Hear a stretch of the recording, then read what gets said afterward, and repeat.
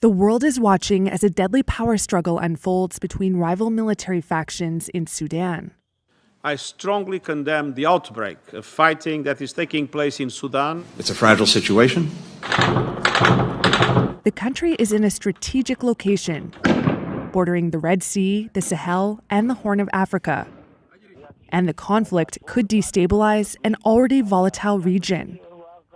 Here's what's at stake for international actors in the crisis. The White House has called for an immediate ceasefire to the fighting. Western powers, including the U.S., had swung behind a transition towards democratic elections following the overthrow of President Omar al-Bashir in 2019.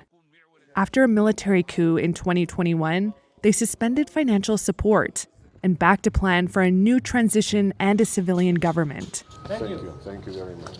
Western powers also fear the potential for a Russian base on the Red Sea, which Sudanese military leaders have expressed openness to. An agreement to host a base was originally reached under Bashir, and military leaders have said it remains under review. Moscow has long sought warm water ports for its navy, and in 2020, President Vladimir Putin said he approved a proposal to set up a logistics hub in Sudan. One of the key players in the current conflict, General Mohammed Hamdan Dagalo, or Hemedti, visited Russia earlier this year and said Sudan had no problem with countries opening bases so long as they don't pose a threat to national security. Along with Russia, Hemedti has struck up relations with other powers such as the United Arab Emirates. It, along with fellow energy-rich power Saudi Arabia, has sought to shape events in Sudan. They see the transition away from Bashir's rule as a way to roll back Islamist influence and bolster stability in the region, along with the US and Britain.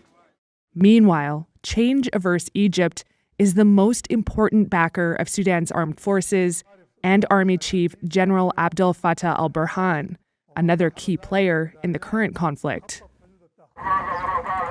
Calls for a ceasefire and a return to talks are looking bleak.